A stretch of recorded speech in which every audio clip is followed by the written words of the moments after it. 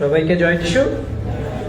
আর বাইবেলের সম্ভাষণ রীতি অনুযায়ী শালোম আলাইকেম, এটা একটা বাইবেলের সম্ভাষণ প্রভু যীশু খ্রিস্ট নিজেও দিয়েছেন এবং আজ পর্যন্ত ইহুদিরাও এই সম্ভাষণটা দিয়ে থাকে। বর্তমানে আমাদের বাঙালিদের মধ্যে অপ্রচলিত, তবে ইসরায়েলে এটা এখনও প্রচলিত। শালোম আলাইকেম দেখবেন বাংলাদেশে বেশ কিছু যেটা অ্যাপোলজেটিক টিম তারা এই টার্মটা ইউজ করছে, তাই আমিও যখন সুযোগ পাই এই টার্মটাকে বলার চেষ্টা করি। পূজা শুরুর আগে আসুন কিছুটা প্রার্থনা করে নিই। স্বর্গের মঙ্গলময় পিতা, আজ আমরা যে টপিকটি নিয়ে আলোচনা করব এবং যে টপিকটি নিয়ে শেখার চেষ্টা করব, তুমি আমাদেরকে সেই বিষয়ে আশীর্বাদ দান করো এবং পুরো স্টাডিটা তোমার আত্মা দ্বারা পরিচালিত করো, যেন শ্রোতা এবং বক্তা প্রত্যেকেই এই লেসনটি সঠিকভাবে গ্রহণ করতে পারে এবং সঠিকভাবে তা অনুধাবন করতে পারে। এই পুরো সময়টি তোমার হাতে দিলাম, আমাদেরকে কল্যাণ এবং আশীর্বাদ প্রদান করো প্রভু যীশু খ্রিস্টের নামে, আমেন। প্রথম বিষয়টি যে ঈশ্বরের স্বরূপ যখনই বলা হবে, ঈশ্বরকে বোঝা এই সৃষ্টির পক্ষে প্রথম কথাই পুরোপুরি বোঝা এই সৃষ্টির পক্ষে অসম্ভব। প্রথম কথা, সে আপনি যে ধর্মেরই হোক, যে ফ্যামিলিরই হোক, ঈশ্বর হলেন অনন্ত আর আমরা হলাম সীমিত। আমরা আমাদের সর্বোচ্চ জ্ঞান দিয়ে একটা লিমিট পর্যন্ত বুঝতে পারি, আমাদের যুক্তি দিয়েও একটা লিমিট পর্যন্ত যেতে পারি। বাকি জায়গাটুকু ঈশ্বর আমাদের অন্তরে তার নিজেকে প্রকাশ করেন এবং আমরা সেভাবে ঈশ্বরকে অনুভব করি। তারপরেও ঈশ্বরের অনন্ত সত্তাকে পরিপূর্ণ রূপে অনুভব করা আমাদের এই সীমিত ক্ষমতার মধ্যে নেই। কিন্তু ঈশ্বর যতটুকু আমাদেরকে প্রকাশ করেছেন, আমরা তার মধ্যে চেষ্টা করব বিষয়টিকে অনুধাবন করার জন্য। তা আজকের এই টপিকটি ঈশ্বরের স্বরূপ কেন গুরুত্বপূর্ণ সেটা প্রথমে বোঝা দরকার। যদি এর গুরুত্বটাই আমরা না বুঝি তাহলে এই টপিকটার উপর আমাদের ফোকাস তেমন আসবে না। তা আমরা প্রথমে খুলি হোশেয় এর 4 অধ্যায়ের 6 পদ। জ্ঞানের অভাব প্রযুক্ত আমার প্রজাগণ বিনষ্ট হইতেছে। এখানে প্রথম লাইনটি গুরুত্বপূর্ণ। দেখুন বলা আছে জ্ঞানের অভাব প্রযুক্ত আমার প্রজাগণ বিনষ্ট হইতেছে। এটা অনেক জটিল অনুবাদ, আমি আরেকটা অনুবাদ এটা দিয়েছি, এটা সবার কাছে যেহেতু আছে সেহেতু আমি এটা বললাম। এটার একটা সহজ অনুবাদ আমি নিয়েছি, এটা বাংলা সমকালীন সংস্করণের অনুবাদ। সেখানে এইভাবে অনুবাদ করা হচ্ছে, আমার প্রজারা জ্ঞানের অভাবে ধ্বংস হয়। তাহলে কিসের অভাবে? জ্ঞানের অভাবে ধ্বংস হয়। তার মানে প্রকৃতপক্ষে যেহেতু এটা ঈশ্বরের বাণী আর এখানে ঈশ্বরের জ্ঞান সম্পর্কে বলা হচ্ছে, তার মানে এটা দ্বারা আমরা বুঝতে পারি ঈশ্বর সম্পর্কে প্রকৃত জ্ঞান যদি আমাদের না থাকে তাহলে বাইবেল অনুসারে আমরা ধ্বংস হব। ঠিক আছে, সুতরাং ঈশ্বর সম্পর্কে জ্ঞান আমাদের প্রয়োজন। দ্বিতীয় যে পয়েন্টটা সেটা হলো, আমরা খুলব যোহন 8 অধ্যায়ের 32 পদ। আর তোমরা সেই সত্য জানিবে এবং সেই সত্য তোমাদিগকে স্বাধীন করিবে। আমেন। তার মানে কে স্বাধীন করবে? সত্য। তাহলে আমরা সত্য জানবো এবং সত্য আমাদেরকে স্বাধীন করবে। সত্যটা কি? আসুন খুলি যোহন 14 অধ্যায়ের 6 পদ। বাক্যে এরকম লেখা আছে, যিশু তাহাকে বলিলেন, আমি পথ ও সত্য ও জীবন, আমাদিয়া না আসিলে কেউ পিতার নিকট আইসে না। আমেন। তাহলে এখানে যীশু খ্রিস্ট নিজেই বলছেন যে আমি সত্য, আমি পথ, আমি জীবন।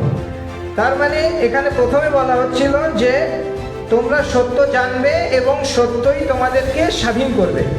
তার মানে সত্যকে যদি আমরা জানি তার মাধ্যমে স্বাধীন হব। আর যীশু খ্রিস্ট নিজেই বলছেন যে আমি সত্য। তার মানে আমরা যদি যিশুকে জানতে পারি তাহলে আমরা স্বাধীন হব। আমেন। এখন বলা হচ্ছে যিশু হলেন স্বয়ং ঈশ্বর।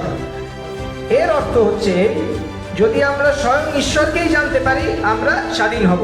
বাইবেলের বাক্য আমাদেরকে এই দিকে ইঙ্গিত দিচ্ছে। তার মানে প্রথমে আমরা হোশেয় থেকে দেখলাম যে ঈশ্বর সম্পর্কে যদি আমরা প্রকৃত জ্ঞান লাভ না করি তাহলে বাইবেল অনুসারে আমরা ধ্বংস হব। দ্বিতীয়, যদি আমরা স্বাধীন হতে চাই তাহলে ঈশ্বর সম্পর্কে আমাদের জানতে হবে। যদি ঈশ্বর সম্পর্কে আমার জানা না থাকে তাহলে আমি বিপদে চলে যাব আর বাইবেল অনুসারে ধ্বংস হয়ে যাব। ঈশ্বরের ধারণার ক্ষেত্রে বাইবেলের যে ঈশ্বরের ধারণা, সেই ধারণাকে বলা হয় ত্রিত্ববাদ বা ট্রিনিটি। এখানে আপনি মূল বিষয়টি বোঝার চেষ্টা করুন। ঠিক আছে, ট্রিনিটি বলতে স্বাভাবিকভাবে বোঝায় যে ঈশ্বর একক সত্তা, 3 ব্যক্তি তার মধ্যে বিরাজমান। কিন্তু আমি এরকম জটিল টার্ম বলে দিলেই আসলে কিছু ঢুকবে না মাথায়। প্রথমে আমি বাইবেল অনুসারে দেখানোর চেষ্টা করব, দ্বিতীয় পয়েন্টে কিছু এক্সাম্পল দেব, আর তৃতীয় পয়েন্টে অন্য কিছু ধর্মের কনসেপ্টের সঙ্গে তুলনা করব। কিন্তু তারপরেও বলছি এই টপিকটা আসলেই জটিল, এবং তার পরবর্তীতেও ঈশ্বর অনন্ত, এটা মনে রাখবেন, ঈশ্বর অনন্ত অসীম, তাকে পরিপূর্ণভাবে এই মানব জ্ঞান দ্বারা বোঝা যায় না। ঈশ্বর যতটুকু প্রকাশ করেছেন তার মাধ্যমে আমাদেরকে বোঝার চেষ্টা করতে হবে, বাকিটুকু বিশ্বাসের দ্বারা তাকে নিজেকে তার কাছে সমর্পণ করতে হবে। সেক্ষেত্রে প্রথমেই বলে রাখি, খ্রিস্টীয় যে ঈশ্বরের ধারণা, এই ধারণা পৃথিবীর কোনো ধর্ম, কোনো দর্শনে নেই। এই তৃত্ববাদ বা ট্রিনিটি যে ধারণা, এটাকে অনেকে পৌত্তলিকতার সাথে তুলনা করে, কিন্তু কেউ যখন বিস্তারিত এটাকে স্টাডি করবে তখন সে দেখতে পারবে যে খ্রিস্টীয় যে ঈশ্বরের ধারণা সেটা পৃথিবীর কোনো দর্শনে নেই, একমাত্র খ্রিস্টীয় এই দর্শনেই, একমাত্র বাইবেলেই আছে। প্রথমেই আমরা দেখব যে খ্রিস্টবাদ অনুসারে ঈশ্বর হলেন একক সত্তা। কেউ একজন খুলবেন মার্ক 12 অধ্যায় 28 থেকে 29 পদ। আর অধ্যাপকদের একজন নিকটে আসিয়া তাহাদিগকে তর্ক বিতর্ক করিতে শুনিয়া এবং যীশু তাহাদিগকে বিলক্ষণ উত্তর দিয়াছেন জানিয়া তাহাকে জিজ্ঞাসা করিল, আর সকল আজ্ঞার মধ্যে কোনটি প্রথম? যীশু উত্তর করিলেন, প্রথমটি এই, হে ইসরায়েল শুনো, আমাদের ঈশ্বর প্রভু একই প্রভু। আমেন। এর পরবর্তী আরেকটি অংশ আছে যে আর তুমি তোমার সমস্ত অন্তঃকরণ মন প্রাণ দিয়ে শুধু ঈশ্বর প্রভুকেই প্রেম করবে ইত্যাদি। কিন্তু প্রথম অংশটুকু আমরা, পরের অংশটুকুকে মানে অনেকেই ফোকাস করি যে ঈশ্বরকে প্রেম করবে, কিন্তু তার পূর্বে প্রথম অংশটুকু বলা হচ্ছে যে সকল আজ্ঞার মধ্যে কোনটি প্রথম। দেখুন, আজ্ঞা বলা হচ্ছে, কমান্ডমেন্ট। সকল আজ্ঞার মধ্যে কোনটি প্রথম? প্রভু যিশু প্রথমে শুরু করছেন এটা দিয়ে, হে ইসরায়েল শুনো, আমাদের ঈশ্বর প্রভু একই প্রভু। এটা প্রথম, ঠিক আছে? প্রেম পরে আসছে, আগে এটা, মানে আগে নলেজ। ইসরায়েলকে বলা হচ্ছে, হে ইসরায়েল শুনো, আমাদের ঈশ্বর প্রভু একই প্রভু। এটা কি প্রভু যিশু নতুন ভাবে বানিয়েছেন? নতুন নিয়মে? না, নতুন ভাবে বানাননি। এটা প্রকৃতপক্ষে পুরাতন নিয়ম থেকে তিনি একটা উদ্ধৃতি দিয়েছেন।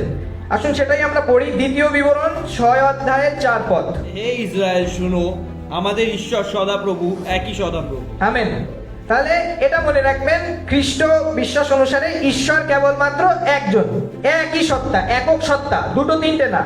ঈশ্বর একক সত্তা, তিনটে না, দুটো না, চারটা না, পাঁচটা না, 33 কোটি না, একজন।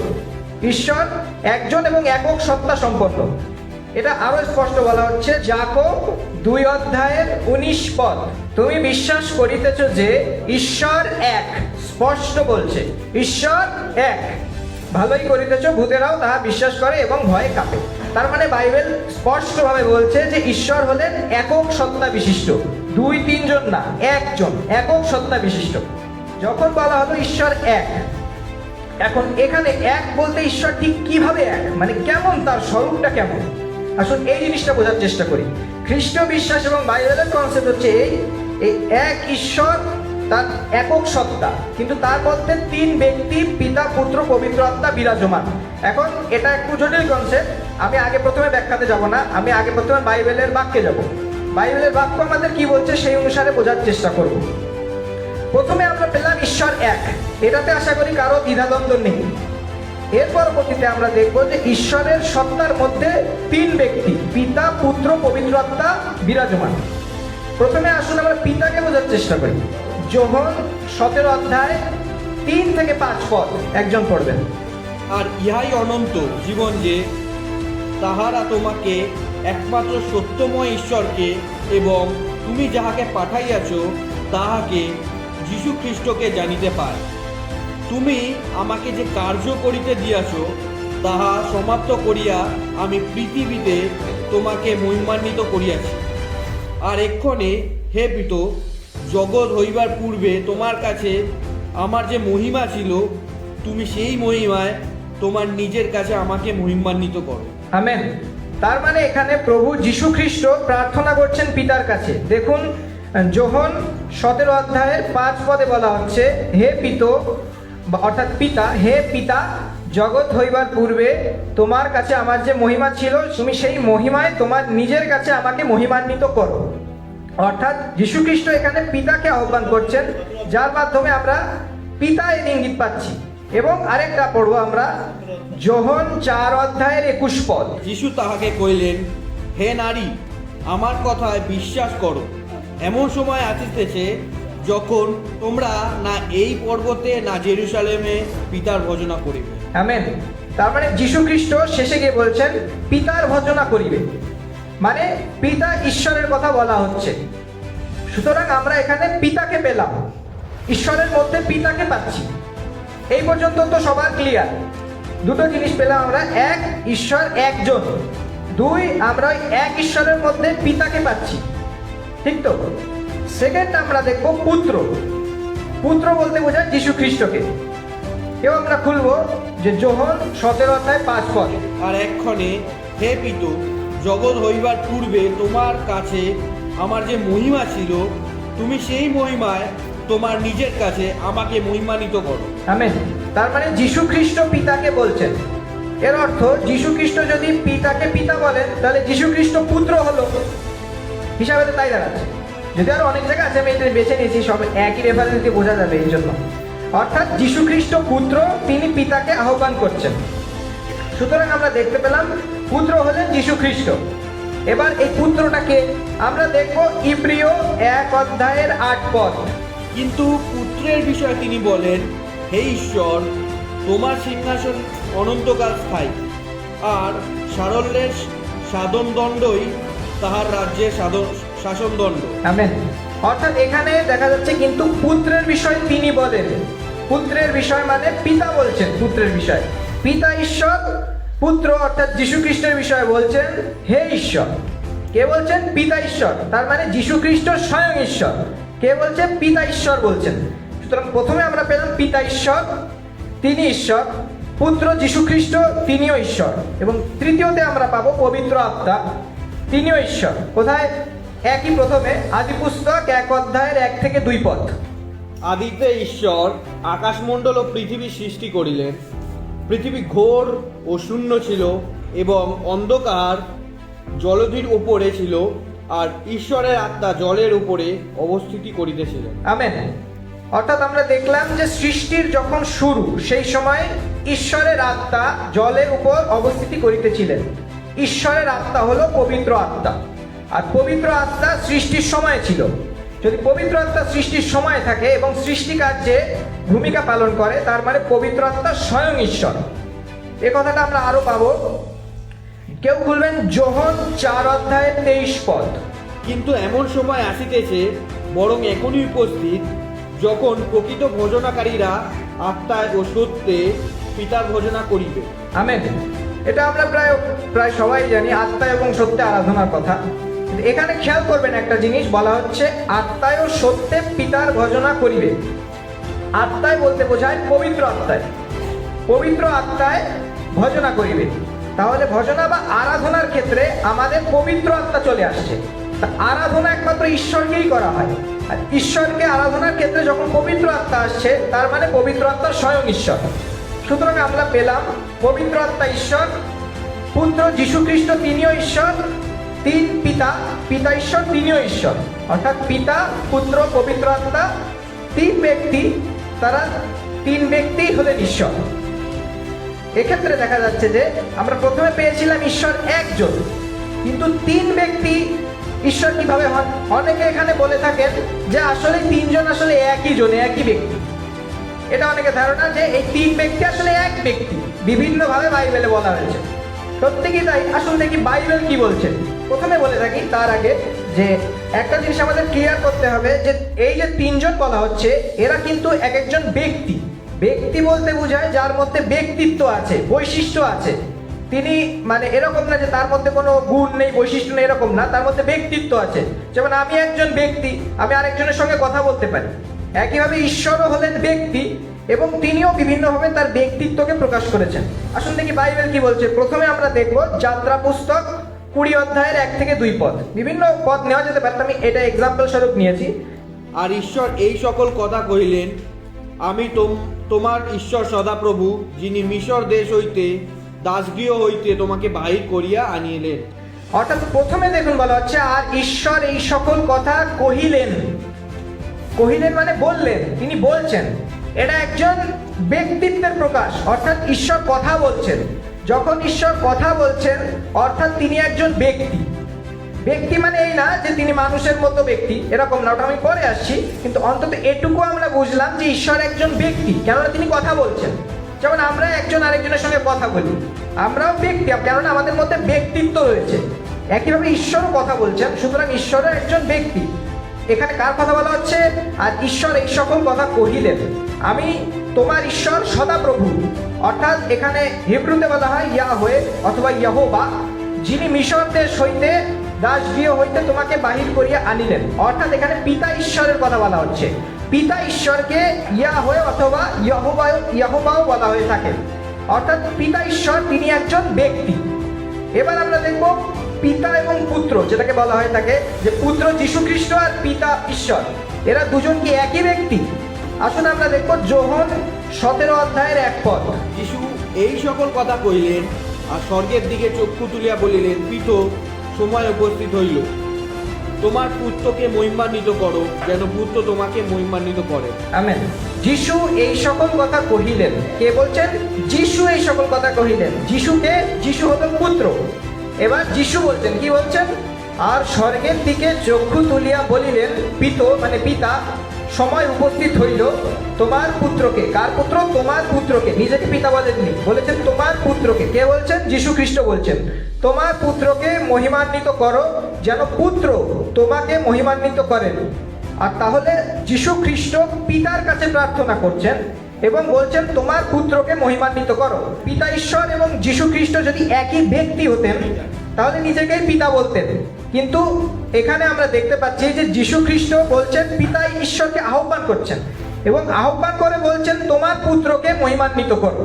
তার মানে এখানে আমরা স্পষ্ট দেখতে পাচ্ছি যীশু খ্রিস্ট পিতা ঈশ্বরের সঙ্গে কথা বলছেন এবং নিজেকে পিতা ঈশ্বরের থেকে আলাদা করছেন, আলাদা করে বলছেন এবং আহ্বান করছেন। পিত মানে পিতা, সময় উপস্থিত মানে পিতাকে তিনি আহ্বান করলেন। পিতা তার মানে তার থেকে আলাদা, আলাদা মানে ব্যক্তিত্বে আলাদা। আমি একটু পরে আসছি ব্যাপারটা কি। আমরা ব্যাপারটা এখানে দেখছি যে তার মানে যীশু খ্রিস্ট যখন পিতাকে আহ্বান করছেন, নিজেকে পিতার থেকে আলাদা করে দেখাচ্ছেন এবং তারপর বলছেন তোমার পুত্রকে মহিমান্বিত করো। তার মানে এখান থেকে স্পষ্ট যে যীশু খ্রিস্ট অর্থাৎ পুত্র এবং পিতা ঈশ্বর ইয়াহোবা, তারা দুজন দুই ভিন্ন ব্যক্তি, এক ব্যক্তি নয়। যদি একই ব্যক্তি হতো তাহলে বলতো যে আচ্ছা ঠিক আছে, আমাকে মহিমান্বিত করি, এরকম কিছু লেখা নেই। বলা যে পিতা তোমার পুত্রকে মহিমান্বিত করো, অর্থাৎ পিতা এবং পুত্র দুই ভিন্ন ব্যক্তি। এবার আমরা দেখব পবিত্র আত্মা, তিনিও একজন ব্যক্তি। ব্যক্তি বলতে আমরা বোঝাচ্ছি যে যার মধ্যে ব্যক্তিত্ব রয়েছে। কেউ একজন খুলব যোহন 16 অধ্যায়ের 13 থেকে 14 পদ। পরন্তু তিনি সত্যের আত্মা, যখন আসিবেন তখন পথ দেখাইয়া তোমাদিগকে সমস্ত সত্যে লইয়া যাইবেন। কারণ তিনি আপনা হইতে কিছু বলিবেন না, কিন্তু যাহা যাহা শুনেন তাহাই বলিবেন এবং আগামী ঘটনাও তোমাদিগকে জানাইবেন। তিনি আমাকে মহিমান্বিত করিবেন, কেননা যাহা আমার তাহাই লইয়া তোমাদিগকে জানাইবেন। আমেন। দেখুন, প্রথমে আমরা পেয়েছি ঈশ্বর একজন, এটাতে কোনো দ্বিমত নেই। দ্বিতীয় আমরা দেখলাম যে পিতা ঈশ্বর, পুত্র ঈশ্বর, পবিত্র আত্মা ঈশ্বর, তিনজনই ঈশ্বর। পিতাও ঈশ্বর, পবিত্র পুত্র ঈশ্বর, পবিত্র আত্মাও ঈশ্বর। তৃতীয়তে আমরা দেখছি যে পিতা তিনি একজন ব্যক্তি, পুত্রও একজন ব্যক্তি। পুত্র এবং পিতা তারা আলাদা ব্যক্তি, এক ব্যক্তি নয়। এবং এবার আমরা দেখব পবিত্র আত্মার ব্যাপারে এলাম। পবিত্র আত্মার ক্ষেত্রে বলা হচ্ছে যে পরন্তু তিনি সত্যের আত্মা যখন আসবেন। সত্যের আত্মা বলতে পবিত্র আত্মাকে বোঝানো হচ্ছে। যদি এখানে খ্রিস্ট বিরোধীরা সত্যের আত্মার সাথে আরো অনেক কিছু মিলিয়ে থাকে, কিন্তু যেহেতু এটা আমাদের বেসিক স্টাডি, আমরা এখানে খ্রিস্ট বিশ্বাস অনুসারে সত্যের আত্মাকে পবিত্র আত্মাই বলছি, কেননা এটা আমাদের বিভিন্ন জায়গায় আরো বাইবেলে স্পষ্টভাবে বলা আছে সত্যের আত্মা অথবা যে সহায় আসবেন তিনি পবিত্র আত্মা। সুতরাং এখানে বলা হচ্ছে যে সত্যের আত্মা অর্থাৎ পবিত্র আত্মা যখন আসবেন তখন পথ দেখাইয়া তোমাদিগকে সমস্ত সত্যে লইয়া যাইবেন। প্রথমে বলা হচ্ছে পরন্তু তিনি, এখানে অনেকবার তিনি শব্দটা এসেছে।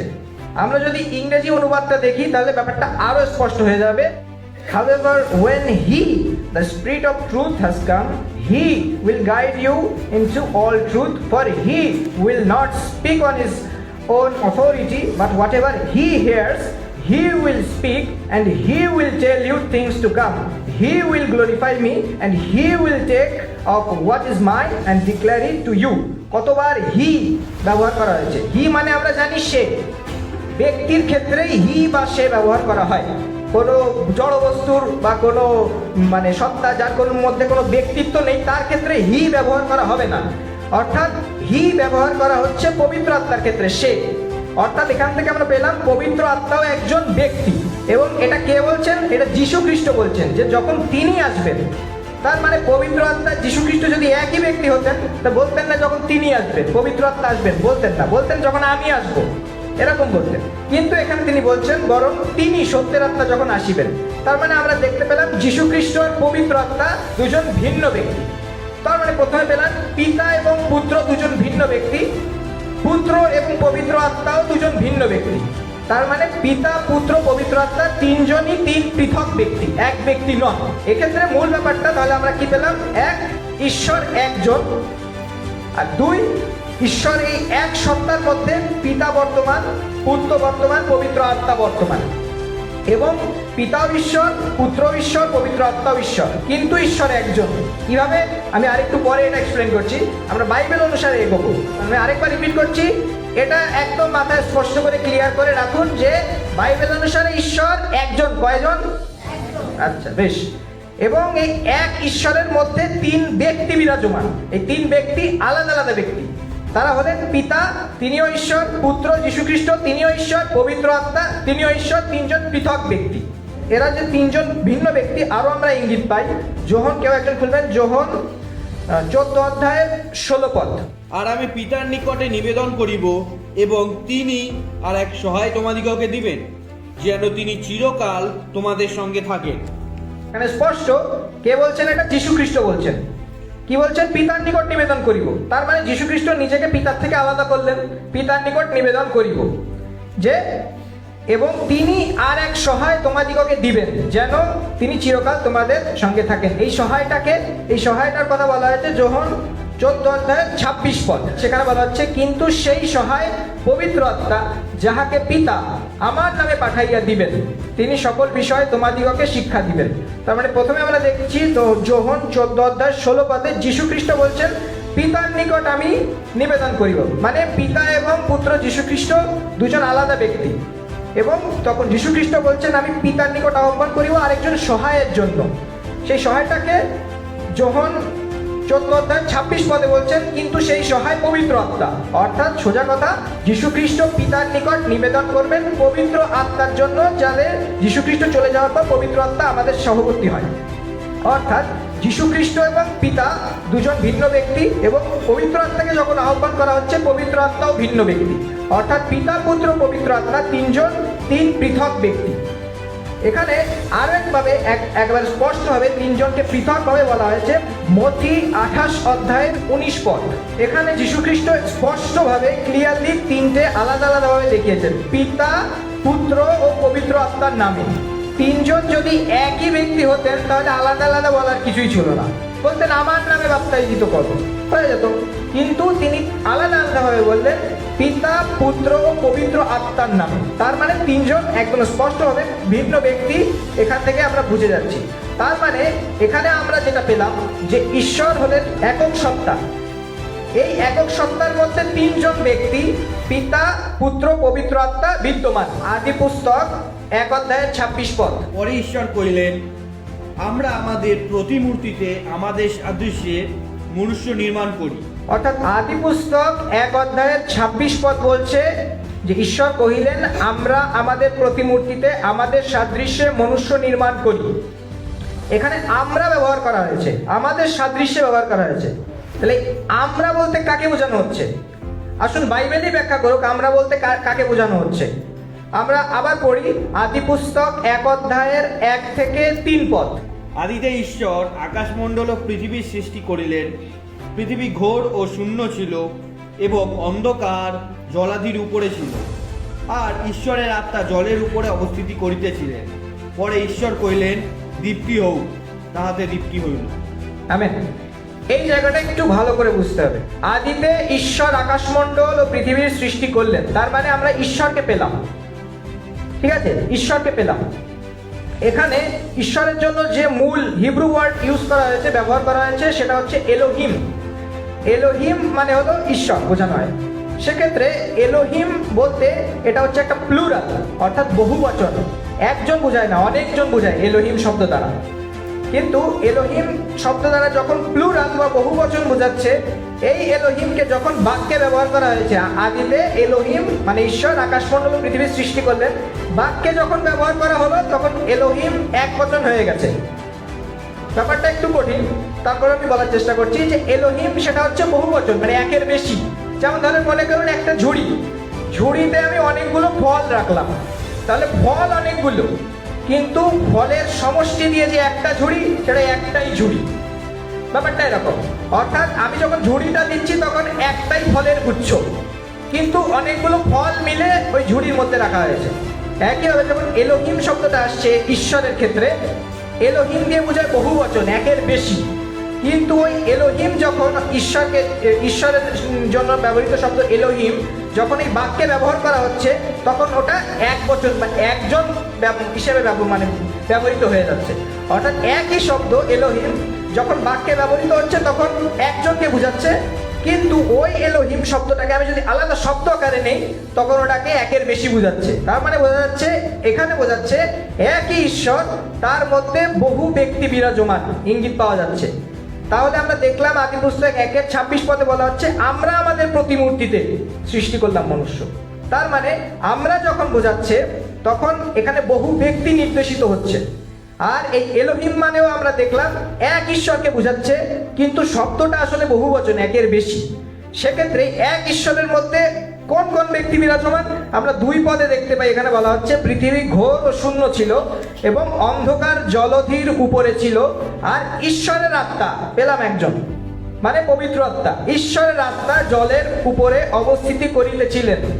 প্রথমে আমরা কি পেয়েছিলাম? আদিতে ঈশ্বর আকাশমণ্ডল ও পৃথিবীর সৃষ্টি করলেন, ঈশ্বরের আত্মা জলের উপরে অবস্থিতি করেছিলেন, অর্থাৎ পবিত্র আত্মা। পরে ঈশ্বর কহিলেন, ঈশ্বর মানে পিতা ঈশ্বর পেলাম, ঈশ্বরের আত্মা পবিত্র আত্মা পেলাম, ঈশ্বর কহিলেন ঈশ্বর পেলাম, মানে পিতা ঈশ্বর।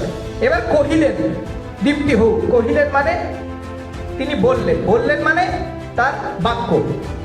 তার মানে ঈশ্বরের আত্মা মানে পবিত্র আত্মা পেলাম, ঈশ্বর কহিলেন মানে ঈশ্বর পেলাম, মানে পিতা ঈশ্বর পেলাম, পবিত্র আত্মা পিতা ঈশ্বর, এবং কহিলেন মানে ঈশ্বরের বাক্য, ঈশ্বরের বাক্য যীশু খ্রিস্ট।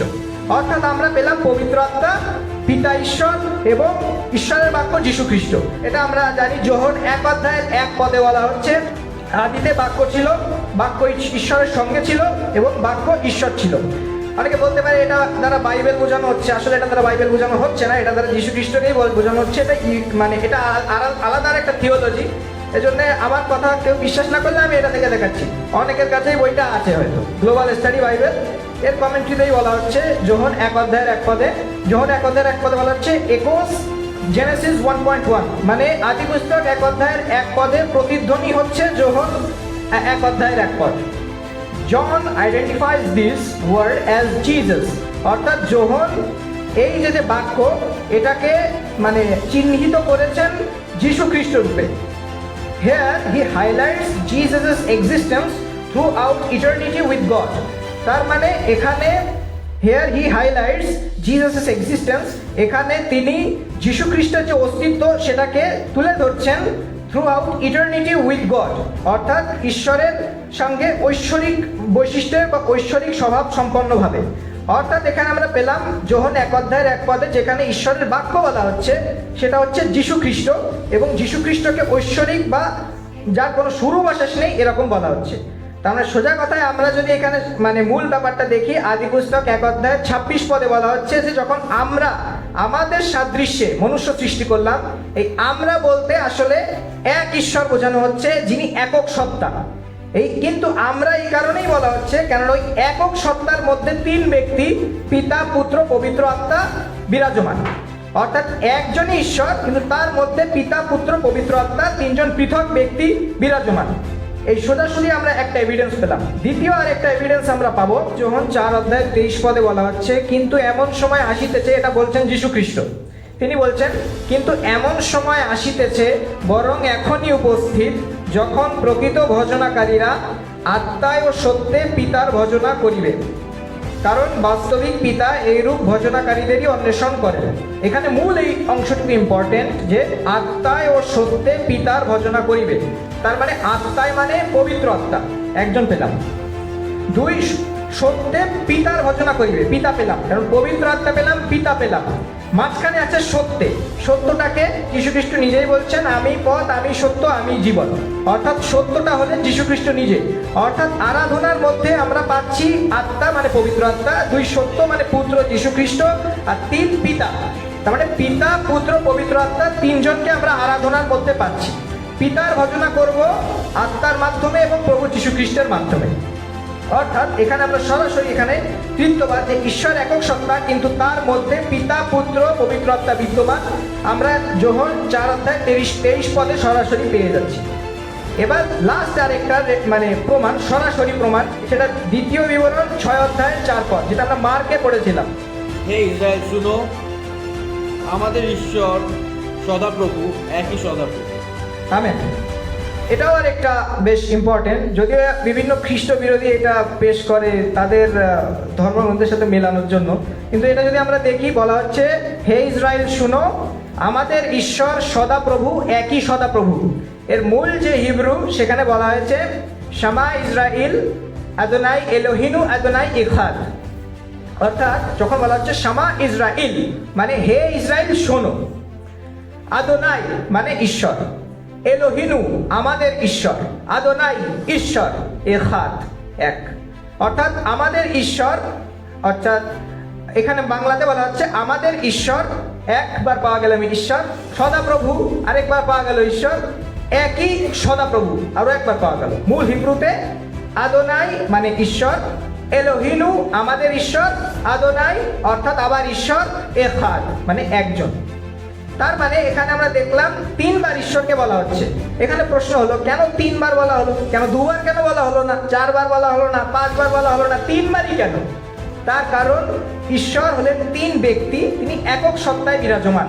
এখানে মূল যে হিব্রু শব্দটা আছে এখাদ, এখাদ বলতে বোঝায় ইউনাইটেড হোল। যেটা আমি বললাম, যে মনে করেন অনেকগুলো ফল নিয়ে আমি একটা ঝুড়ির মধ্যে রাখলাম, সে একটা এক গুচ্ছ ফল হয়ে গেল, কিন্তু ফলগুলো কিন্তু অনেক।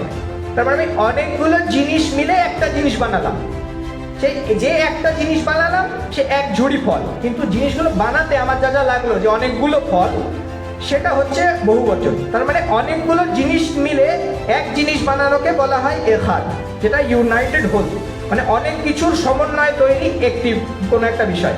তার মানে এখানে বলা হচ্ছে যে আদোনাই মানে ঈশ্বর, এলোহিনু আমাদের ঈশ্বর, আদোনাই আবার ঈশ্বর একজন। তার মানে 3 ব্যক্তি মিলে এক সত্তার ঈশ্বর তিনি বিরাজমান। অর্থাৎ ঈশ্বর একজন, কিন্তু তার মধ্যে পিতা, পুত্র, পবিত্র আত্মা 3 জন ব্যক্তি বিরাজমান। এ পর্যন্ত তার মানে আমরা যেটা পেলাম আলটিমেটলি এত কিছু বলার পর, সেটা হচ্ছে ঈশ্বর একজন, কিন্তু সেই একজন হলেন একক সত্তা বিশিষ্ট ঈশ্বর।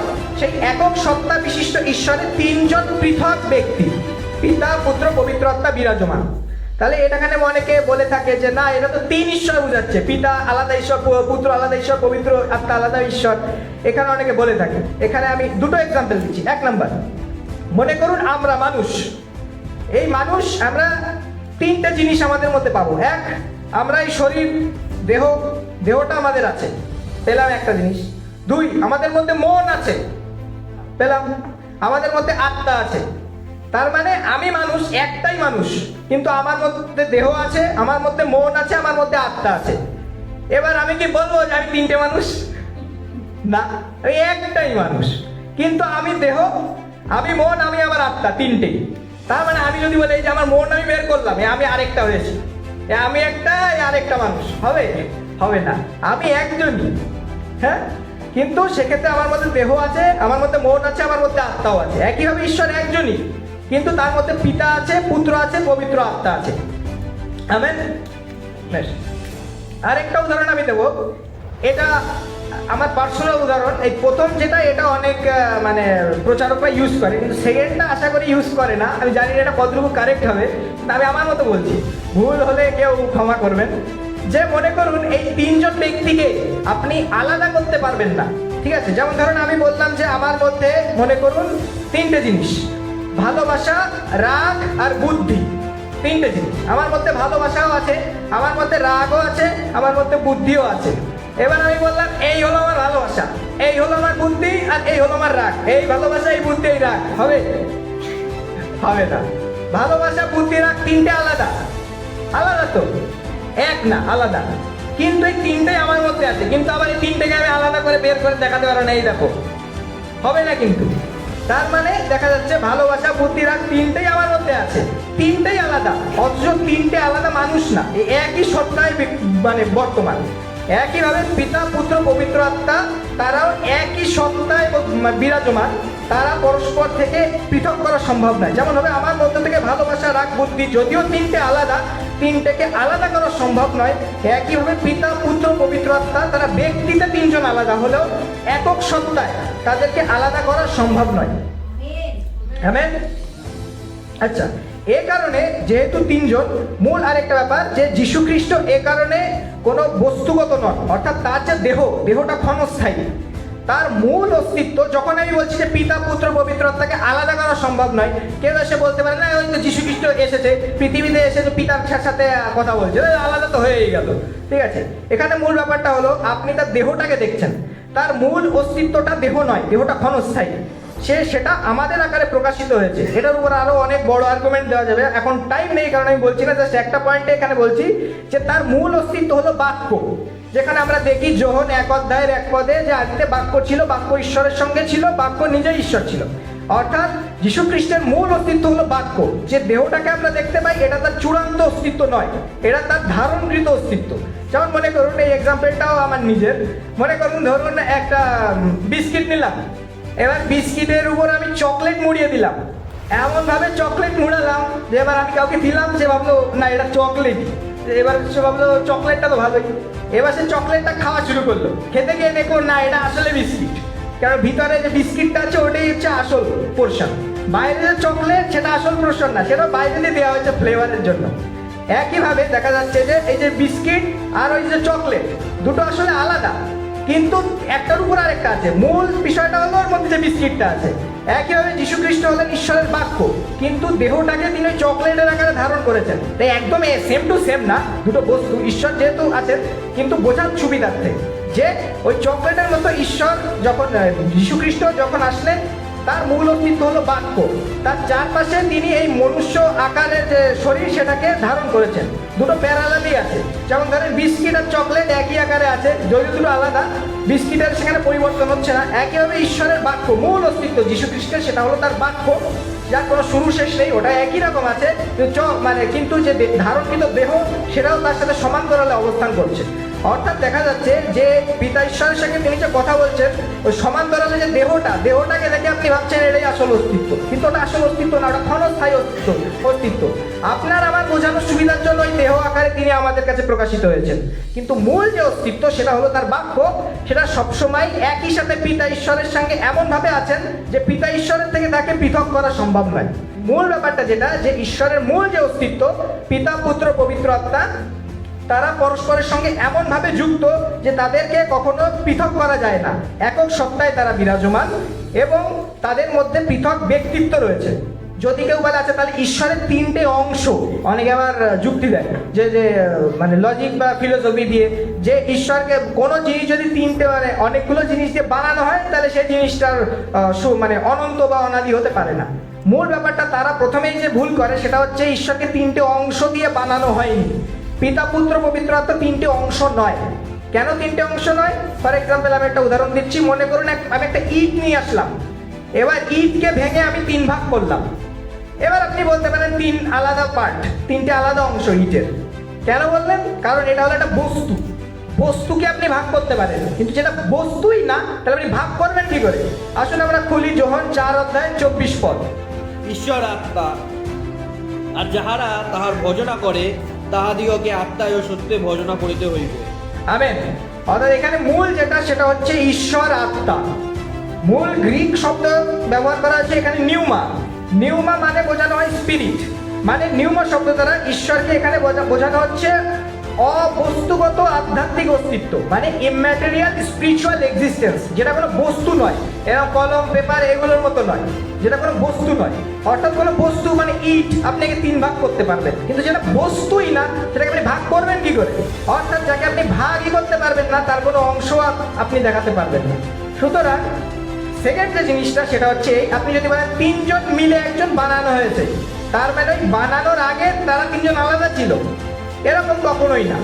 ঈশ্বরের কোনো শুরু এবং শেষ নেই, এ কারণে 3 জন কখনো আলাদা ছিল না। অনাদিকাল থেকে 3 জন একক সত্তায় বিরাজমান ছিল। একইভাবে যখন আমরা দেখি যে ঈশ্বর একক সত্তা, তার কোনো শুরু ও শেষ নেই, তাই পিতা পুত্র পবিত্র আত্মা যখন এক ছিল তারাও কখনো আলাদা ছিল না, সবসময় একক সত্তায় বিরাজমান ছিল। এ কারণে তারা কখনো অংশ নয়, ঈশ্বরের কোনো অংশ হয় না।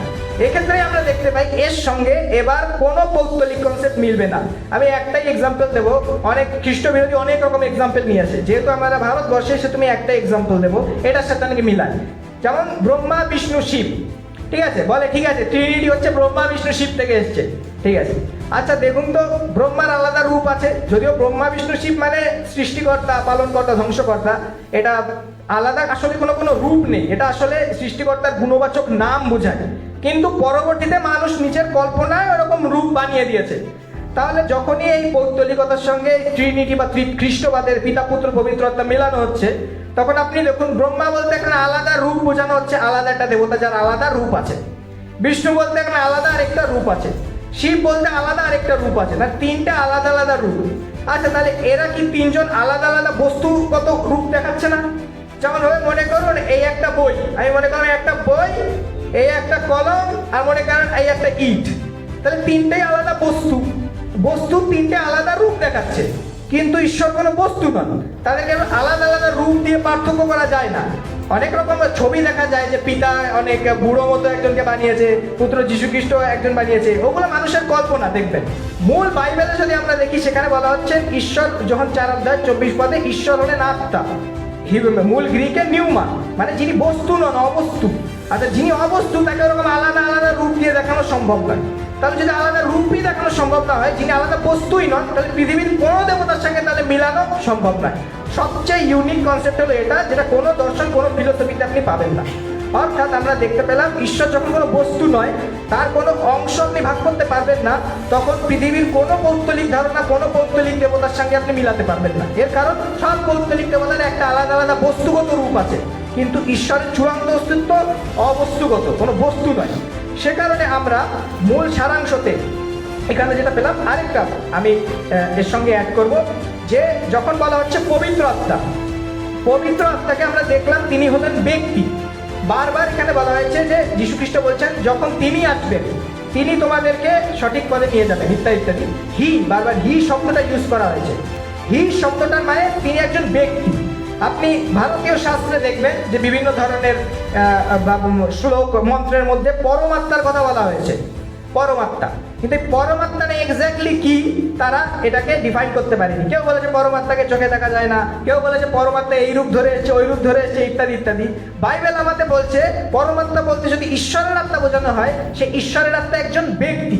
এবং আমরা পেলাম যখন 4:24 যে ঈশ্বর কোনো বস্তু নন, অর্থাৎ তিনি একজন অবস্তুগত ব্যক্তি, কোনো বস্তুগত ব্যক্তি নন, মানে মানুষের মতো দেখতে কোনো ব্যক্তি নন, তিনি সৃষ্টির কোনো কিছুর মতো নন, এবং তিনি একজন ব্যক্তি, অর্থাৎ তিনি একজন অবস্তুগত ব্যক্তি, যেটা কোনো ভারতীয় দর্শনের ফিলোসফিতে ধরতে পারেনি, যেটা বাইবেল আমাদেরকে বলছে।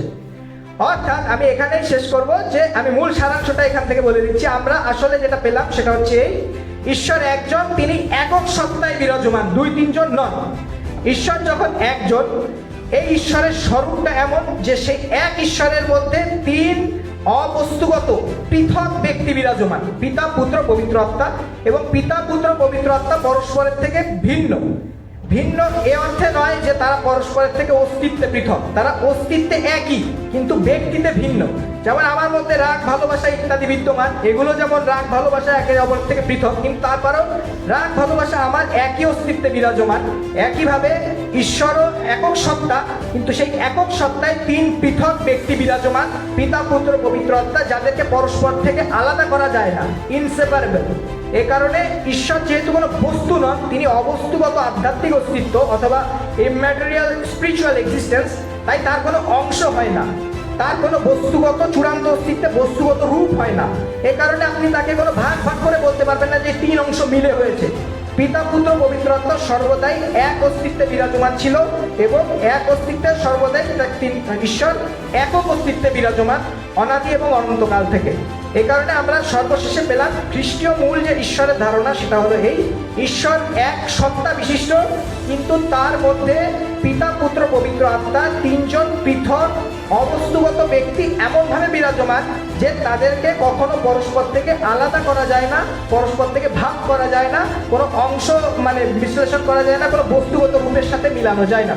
সুতরাং যখনই আপনাকে এরপরে কেউ বলবে যে ঈশ্বর প্রকৃতপক্ষে দুই তিনজন, ঈশ্বর পৌত্তলিক অমুক পৌত্তলিক ধারণার থেকে খ্রিস্টীয় ধারণা এসছে, তখন আপনি ব্যাপারটার সঙ্গে নিজেই ফেস করতে পারবেন যে ঈশ্বর আসলে একজন, তার প্রকৃতপক্ষে পৌত্তলিক ধারণা থেকে আসেনি।